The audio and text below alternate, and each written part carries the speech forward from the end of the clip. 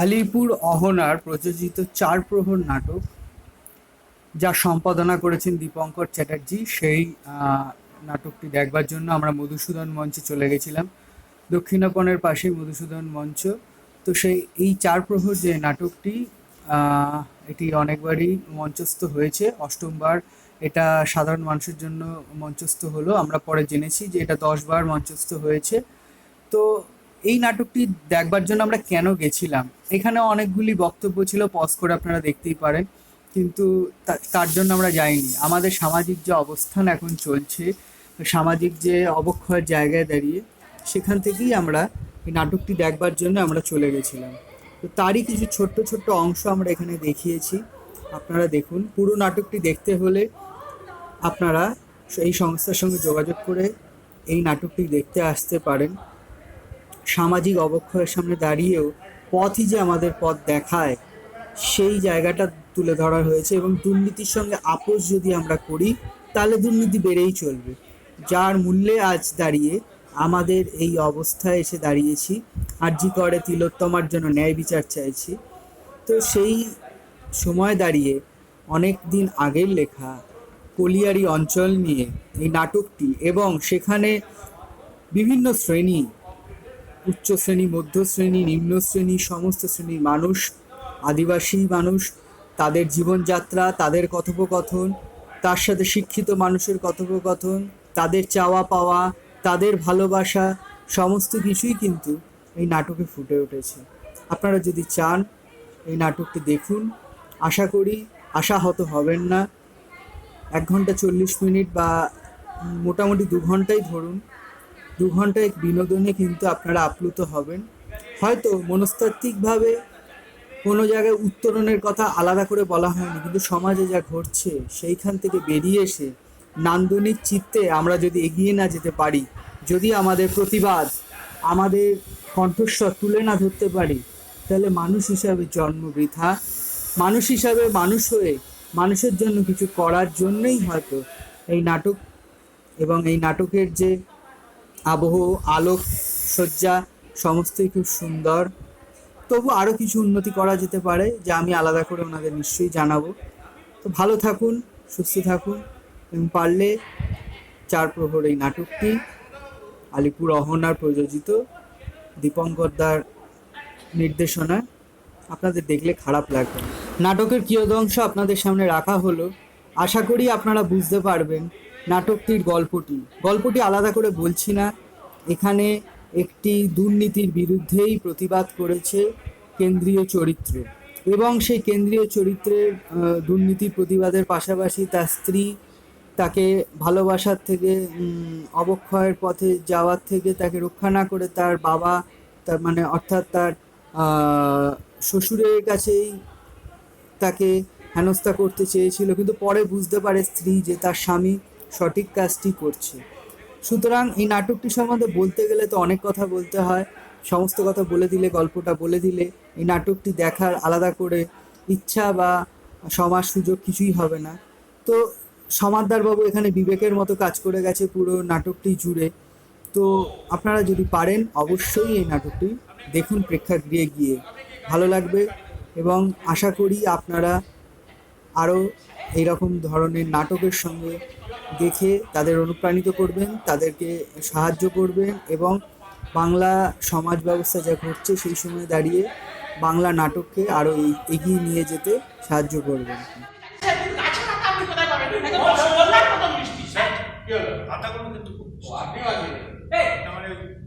আপনাকে এরকম আটা এর আগে আমি 3 বার দিয়েছি। ঠিক আছে, আপনি এখন যান, গাড়ি দিকে বসুন। অদ্ভুত লোক, আটাটা না খুব মিষ্টি, খালি লোক, যত সব। কন্ট্রাক্টর তো এরকমই করবে। জানি স্যার, আপনি এই লোকটার সম্বন্ধে সাবধানে থাকবেন। He is a very dangerous type. তাই?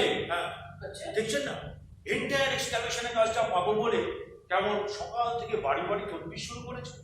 তো আপনি কি ওকে নিয়ে বেরোচ্ছিলেন? হ্যাঁ, ওরকম একটা ইচ্ছে ছিল, কিন্তু যাকে আপনার ওই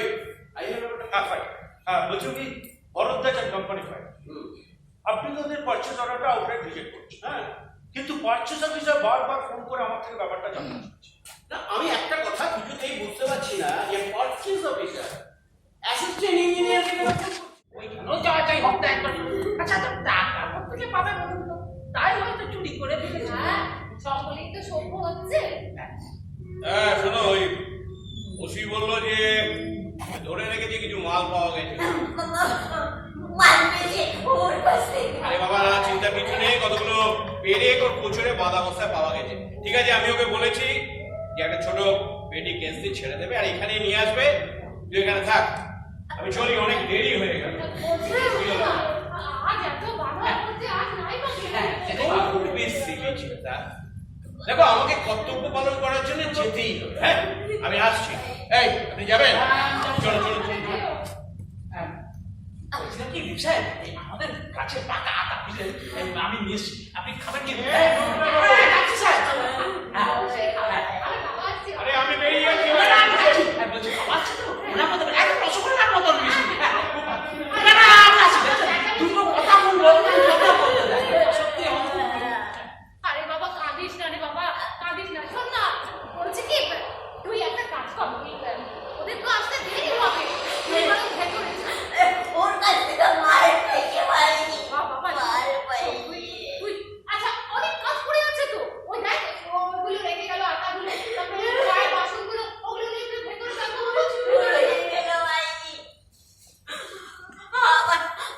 আমার কি হবে গো ভাইজি? ও চুরি তো করলো কেনে? আমি এখন কোথাকে যাবো? এক একদিন ওর ফিরতে ফিরতে এত রাত হয়ে যায়, ওই একা একা থাকতে যে আমার কি কষ্ট হয় তোমাকে আমি কি বলবো। হ্যাঁ, আমাদের এখানে জানেন তো সবারই ওই একই প্রবলেম। বলছি কি শোনো না, ওর যদি ফিরতে দেরি হয় তুমি ডিনার সেরে নিও। হ্যাঁ, আমার জন্য ভাবিস না। বলছি কি তুমি ওনাদের সাথে একটু কথা বলো, আমি বরং ভেতরে গিয়ে রহমতকে রান্নাটা হ্যাঁ ঠিক আছে, আমি ঠিক আছে। হ্যাঁ ঠিক আছে, আপনি যান, কোনো অসুবিধা নেই। আচ্ছা, আপনার কিসের বিজনেস? আগে না, বলছিলাম কিসের বিজনেস আপনার? বিজনেস কিসের কিসের হয় বিস্তারিত? মানে ব্যবসা কিসের কিসের হয়? ও আচ্ছা, ব্যবসা তো অনেক কিছু হয়, চা পাট লোহা সিমেন্ট এক্সেট্রা। এই সব কিছুই আছে, এছাড়া banking, insurance etcetera etcetera. Wow, very good. My god, আপনার নিজস্ব ব্যাংক আছে? জানেন তো আপনার সঙ্গে আলাপ করাটা আমাদের অনেক দিনের ইচ্ছে, কিন্তু ওই সুযোগ হয় না। তাই আজকে আপনি আসছেন শুনে না আমরা সব কাজ ফেলে চলে এসেছি, তাই না বলো? আপনাকে মনে হয় মনে হচ্ছে একবার ক্যালকাটা ফ্লাইওভার একবার দেখেছিলাম। চুরি চুরি কি করলি? মুনি ভেতরে যা, ওকে বাইরে নিয়ে যাও। যাও কেন রে না? আমি ওকে খেলা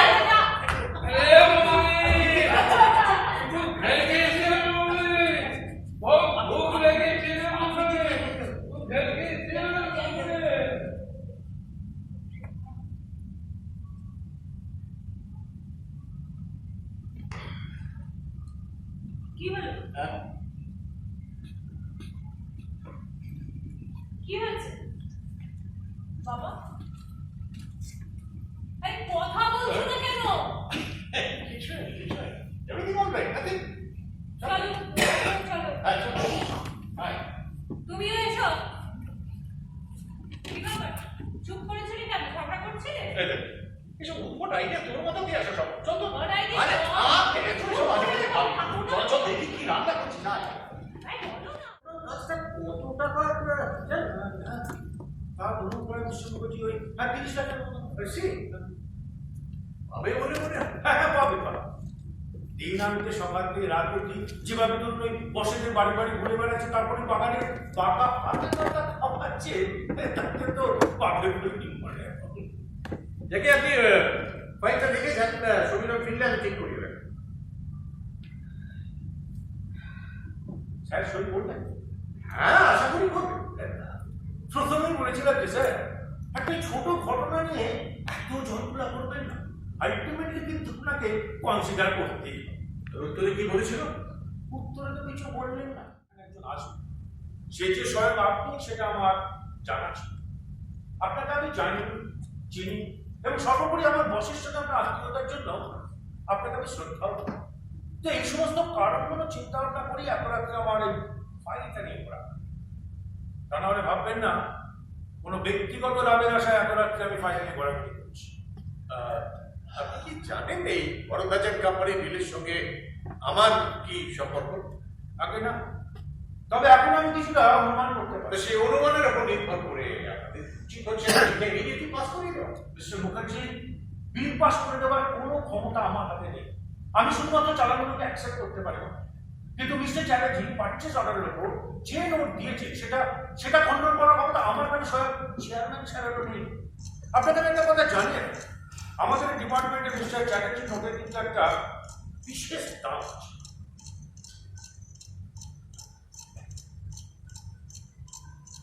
মিস্টার মুখার্জি, আমি আপনাদের সাজেশন দিচ্ছি। বলছি আপনি প্রথম কনসালটেন্টের মালটা বদলে যদি ফ্রেশ মাল দেওয়া যেত।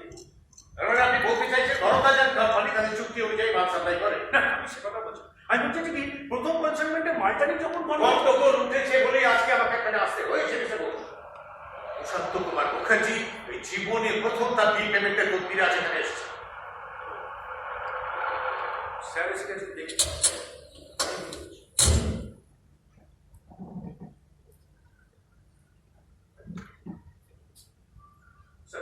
স্যার বস তো রাত্রে আপনি বলো মিনিট 10 হলো আমি ফাইলটা নিয়ে এসেছি। ফাইল? কোন ফাইল বলুন তো? ওই বড়বাজার কোম্পানি। মনে করতে পারছি না আপনাকে কি ফাইলটা আনতে বলেছিলাম। না স্যার, আপনি আমাকে বলেননি। আসলে মিস্টার মুখার্জি আমাকে বলেছেন যে রাত্রে একবার ফাইলটা নিয়ে আপনার বাড়িতে আসতে আপনি মানুষের ঠিক আছে, অনেক রাত হয়ে গেছে, আপনি এক কাজ করুন, ফাইলটা নিয়ে এখন চলে যান, কাল সকালে অফিসে দিয়ে আসবেন। Good night mister Mukherjee. Good night. Good night. সকালে মনে করে ফাইলটা অফিসে নিয়ে যাবেন। Okay sir.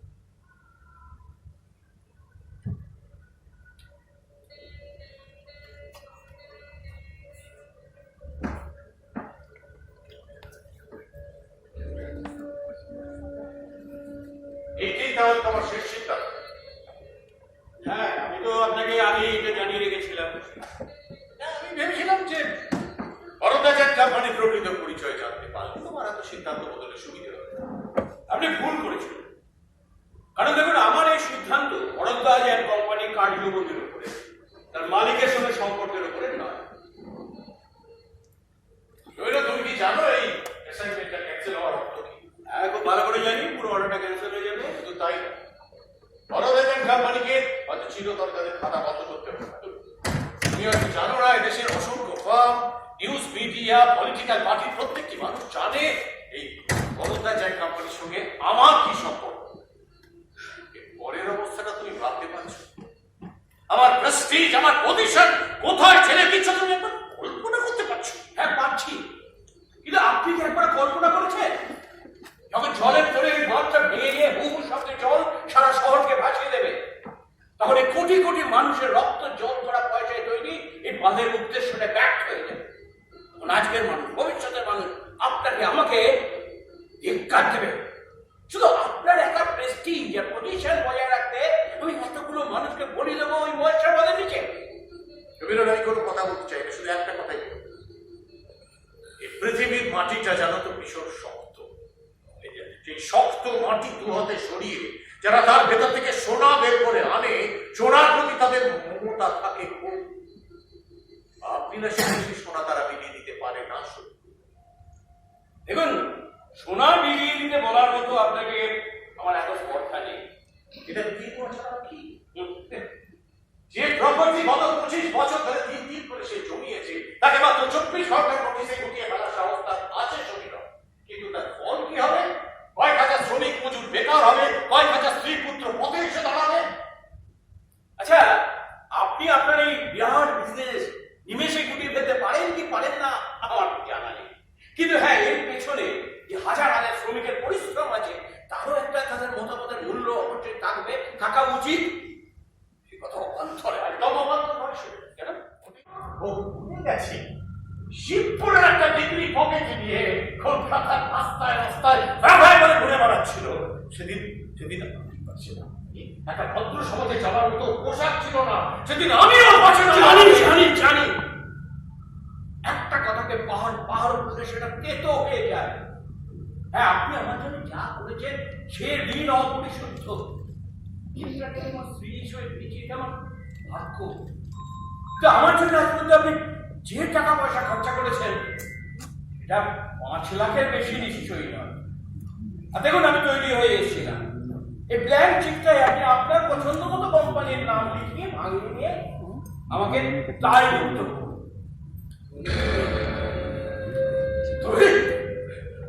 তুমি আমাকে এইভাবে অপমান করতে পারলে? তুমি কি করলে গো? কি করলে তুমি? এটা আমি একটা নীতিতে বিশ্বাস করি, সেটা হচ্ছে মনুষ্যত্বের নীতি। আর তার উপরে ভর করে যেটা করলাম সেটা সম্পূর্ণ নিজের দায়িত্ব নিয়ে সব জ্ঞান এবং ঠান্ডা।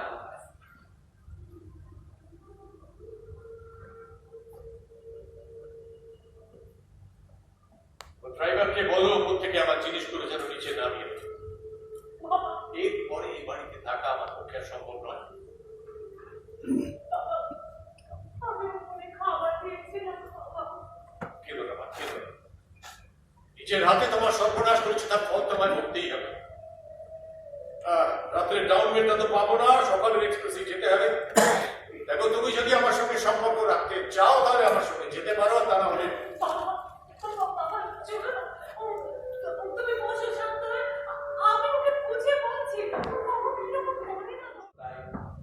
কিন্তু কি জানো, মনের সূক্ষ্ম তন্ত্রীতে আজও যে সুর বাজে আমার কানে খালি বলে কি আমি তোমাকে ভালোবাসি।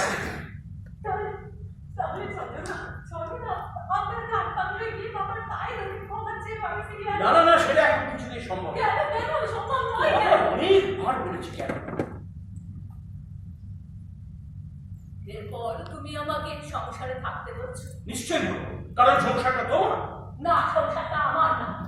সংসারটা যদি আমার হতো তাহলে আমার বাবাকে এই অন্ধকার রাতে টেবিলের খাবার ছেড়ে ওই রাত পাগলে কাটাতে যেতে হতো না। সেটা কি আমার জন্যে? আচ্ছা, তুমি জানো 10 বছর বয়সে আমি আমার মাকে হারিয়েছি।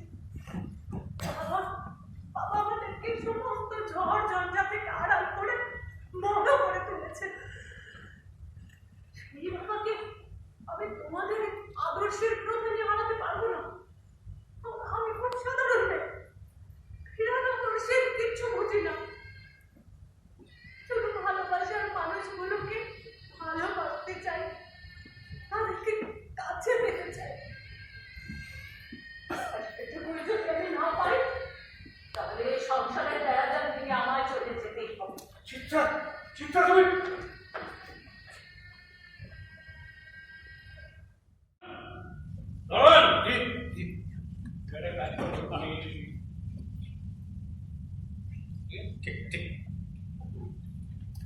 আচ্ছা, সমাদাবাবু আসুক তার আগে আমি কয়েকটা প্রশ্ন আপনাকে জিজ্ঞাসা করবো। বলুন। নিশ্চয়ই যাবেন। নিশ্চয়ই। আজকে আরো রাতে আপনি আরো একবার এই সমাদাবাবুকেই আপনার গাড়িতে নিয়ে বেরিয়েছিলেন, এটা সত্যি কিনা? অবশ্যই সত্যি। আচ্ছা, সেবারও কি ওই বাঁধের ধারেই গেছিলেন? না, এবার আমরা তোর বাড়ি গিয়েছিলাম। বাড়ি? আচ্ছা আচ্ছা, চ্যাটার্জি, আপনি তো এখানকার চিফ ইঞ্জিনিয়ার। হ্যাঁ, একজন রেসপন্সিবল সুপিরিয়র অফিসার একটা পেটি মাটি কাটার কন্ট্রাক্টরের বাড়ি আপনি কেন বেঁচে যাচ্ছেন? দেখুন, একটা বিশেষ প্রয়োজনে আমাকে যেতে হয়েছিল, কিন্তু কারণটা আপনাকে আমি বলতে বাধ্য নই। বিশেষ প্রয়োজন? বেশ, তার মানে প্রয়োজনটা কি পার্সোনাল, নিশ্চয়ই অফিসিয়াল নয়? হ্যাঁ, তাই ধরতে পারে। ও, তাহলে ওই পার্সোনাল প্রয়োজনটা কি সেটা হয়তো আমরা একটু আন্দাজ করতে পারছি। এই আপনি কি মিন করতে চাইছেন বলুন তো? আমি এটাই বলতে চাই মিস্টার চ্যাটার্জি, যে আপনি ওই বৃন্দাবন সমাদারকে এখানকার এন্টায়ার সোয়াট এক্সক্যাভেশনের কাজটা পাইয়ে দেওয়ার লোক দেখিয়ে তার কাছ থেকে ঘুষের টাকা আপনি আদায় করতে গিয়েছিলেন। অফিসার, আপনি কার সঙ্গে কিভাবে কথা বলছেন আপনার মনে আছে? Madam, your on duty. Duty আপনি করুন, সেটাতে আপনাকে কেউ বাধা দিচ্ছে না, কিন্তু একজন রেসপেক্টেবল অফিসারের রেসপেক্ট রেখেই আপনার কথা বলা উচিত। সমস্ত রেসপেক্ট রেখেই কথা বলা হচ্ছে ম্যাডাম। আপনি জিজ্ঞাসা করুন মিস্টার চ্যাটার্জিকে, আজ সন্ধ্যেবেলায় ওই বৃন্দাবন সমাদারের কাছ থেকে উনি ঘুষ বাবদ একটি 5 লাখ টাকার চেক আদায় করেছেন কিনা? মিস্টার চ্যাটার্জি, বলুন আপনি কোনো চেক রিসিভ করেছেন কিনা? না। আপনি কোনো চেক রিসিভ করেননি? চেক রিসিভ করেছি অবশ্যই, কিন্তু ঘুষ পাবো। তাহলে কি বাবদ সেটা আমাদের বলুন, এই কেসটাতে আমাদের উপকার হবে। দেখুন, সেটাও বলতে আমি বাধ্য নই। মিস্টার চ্যাটার্জি, আপনার যদি অসুবিধে না থাকে ওই ঘরটা একটু সার্চ করে দিন। হ্যাঁ, অবশ্যই। আচ্ছা মিস্টার অফিসার, এবার আপনি একটা কথা বলুন তো, যে এই রিপোর্টটা আপনাকে কি করলো? সরি, সেটা আমরা ডিসকাস করতে পারি না। ও স্যার, মনে হচ্ছে পাওয়া গেছে।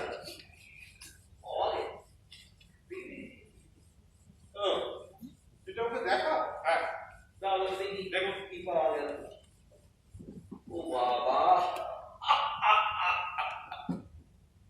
এবার আমি বুঝতে পারলাম কোথা থেকে আপনারা খবরটা পেয়েছেন। কোথা থেকে? আসলে কি জানেন, এই মহামূল্যবান খবরটা আপনাকে যারা দিয়েছে, আনফরচুনেটলি তিনি আমার পরম পূজনীয় father in law Sushanta Kumar Mukherjee. সন্ধ্যেবেলায় আমি চিঠি ওনাকে দিয়েছিলাম, উনি সুযোগ বুঝে সৎ ব্যবহার করেছেন। How funny, how sad. সব আমি আর চুরি করবো, আমাকে ছোড়ে দিন সব। আরে ছাড়ো ছাড়ো, তোমাকে ধরতে আসিনি, ওরা আমাকে ধরতে এসেছে। আরে সব আপনি भी আমার মতো পিরিক চুরি করেছেন? এটা পেরেক নয়, কুকুর চুরি করি। কুকুর ব্যাপার। আরে ওই সন্ধ্যেবেলায় পেটি কেসে ধরে নিয়ে গিয়েছিলাম না, ভাবছি আবার এসেছেন ধরতে। এই ছেড়ে দাও না ভাই, ছেড়ে দাও। তোমাকে হ্যাঁ, মুখে ধরতে শিখলেন? দাও না ভাই। কি আজব ব্যাপার। আচ্ছা, ওই সমাজকার বাবু কোথায় গেল? সমস্যা ও sir,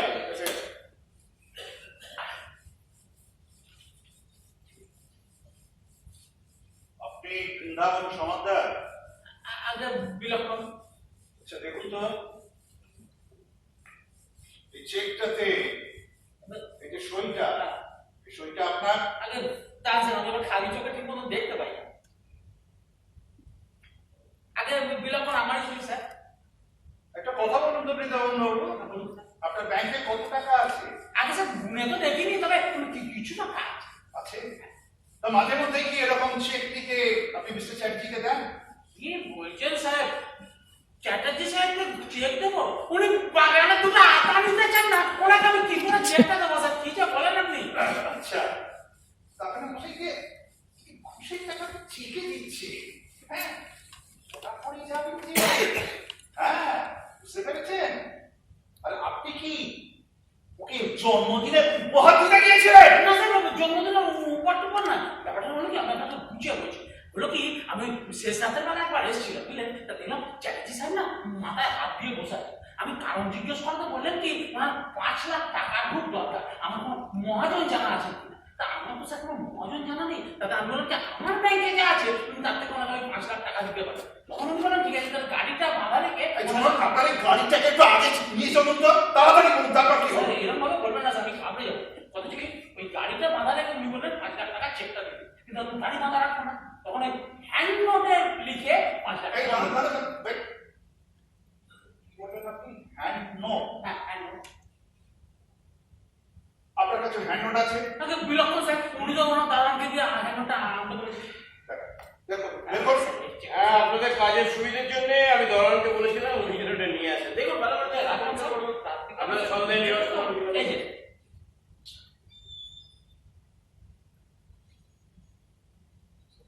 What is this? Shit! এই তো চলছে স্যার, এটাই চলছে। Mr. Chatterjee, হ্যাঁ, we are extremely sorry আরে, for this না, unnecessary harassment. আরে আমরা অভ্যস্ত হয়ে গেছি। না, না, আসলে দেখুন, বুঝেনি তো উপর বলার একটা চাপ। হ্যাঁ, যা বাবারে, ওপরওয়ালা। মিসেস চ্যাটার্জি, ক্ষমা করে দেবেন, অযথা আপনাদের হ্যারাস করলাম এই অসময়। চলো, let's go. The rest দিতে দাও, অনেক harassment হয়েছে। চলো, চলো। আরে, চায়ের দোকান টোকান কিছু হবে? হ্যাঁ স্যার, আদায় চলুন না স্যার। ম্যাডাম, চলুন স্যার, আদায় সব ব্যবস্থা আছে আপনার। স্যার বলছিলাম কি, কোনো বিপদ আপদ হবে না তো? না না, বিপদ আপদে কি আছে? দেখুন, আপনি যদি সৎ থাকেন না, কোনো বিপদ আপনাকে স্পর্শ করতে পারে। ঠিক বলেছে। তবে হ্যাঁ, আমি কিন্তু খুব লজ্জিত, এই অসময়ে আপনাকে লিখে পাঠিয়ে। না স্যার, কি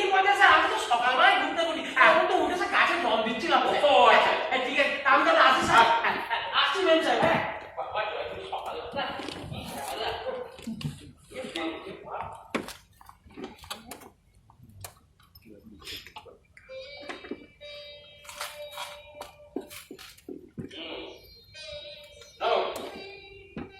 ওর বাবা চিন্তা করে ভুল করে ফেলে গেছে, সকালবেলা দেখা হলে ওনাকে দিয়ে দিই। কি হলো? মানুষের জীবনে আর কখনোই আসে না, এই তো দুর্ভাগ্য। না, এসে গেছে। আন্টি যাও উঠো যাও যাও যাও যাও। ভোর হয়ে গেছে ঠান্ডা করো মাথা, যাও। মাঝি এই দেখবে না ওর সাথে যেতে কইছে কি করব যাওয়ার তো 16 আনা ইচ্ছে আছে, আর জিজ্ঞাসা করছিস কি করবি? যা রে ওর সঙ্গে। আর শোন, ও সারা রাত কিছু খায়নি, ওকে রান্না করে ভালো করে খাওয়াস, আর ওকে কখনো চোর বলিস না। মা এই নাক মুছি কান মুছি আর চুরি করবো বলাই গো চল মুঙ্গলি ঘর কে চল বহুত ভুক লাগেছে রে মুঙ্গলি যাচ্ছি কি স্যার যাচ্ছি মা চল ঠিক আছে, ঠিক আছে। মানে কবি আমি হাতি হাতি আমার আমাকে পুলিশে ধরে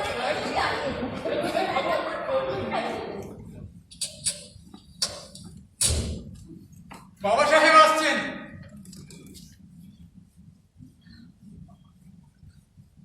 রঞ্জিত, বাবাকে বলে দাও আমার যাওয়া হবে না, আর এই চেকটা দিন। ঠিক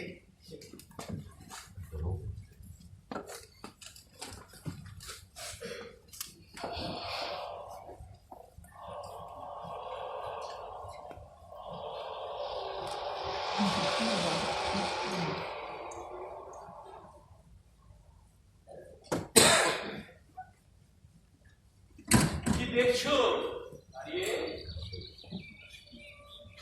পরে সূর্যের আলো আসিত একদম মুগ্ধ। হ্যাঁ, কি ঠিক করলে? অন্যায়, অবিচার, সাধুতা? বাবাকে এভাবে ফিরে দেওয়ার পরেও তোমার এই জিজ্ঞাসা?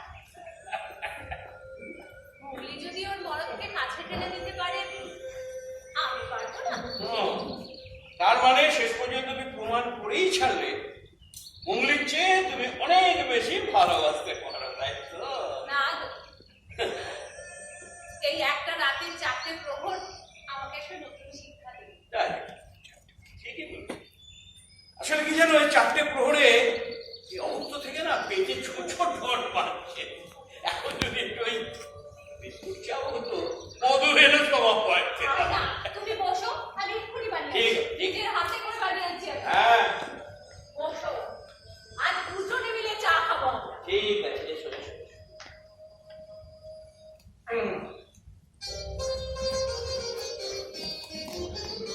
স্যার, বলছিলাম যে সকালে তো আপনাকে বাটানা যেতে হবে, এক কাপ চা খাবে? ঠিক আছে, হবে হবে, চা করতে গেছে। স্যার বলছিলাম ওই চালান করে দিতে সই করে দিতে। ঠিক আছে, হয়তো আজ করে দেবো।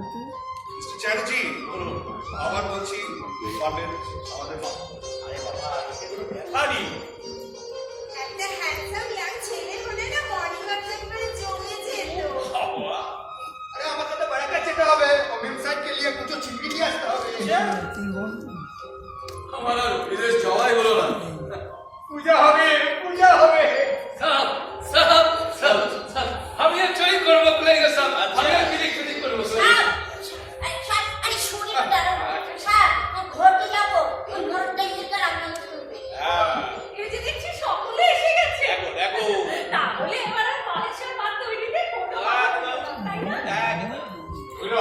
এই দেখো, এই তুমি না অনেক ভেবে দেখলুম জানো, এই মেয়েটাকে ছেড়ে আমি কিছুতেই থাকতে পারবো না। আর আমাকে তাই আমার মনে হয় তোমার ওই নীতি আর আদর্শের সঙ্গে আমাকে একটা চুক্তি করতেই হবে। হ্যাঁ, ঠিক।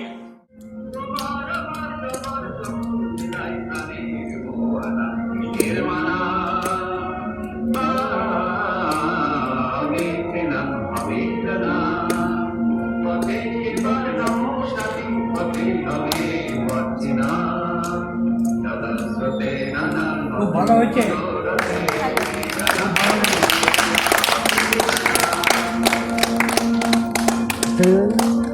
দিচ্ছি বেদ পাণ্ডবীর প্রাণের প্লাবনানে দিকে দিকে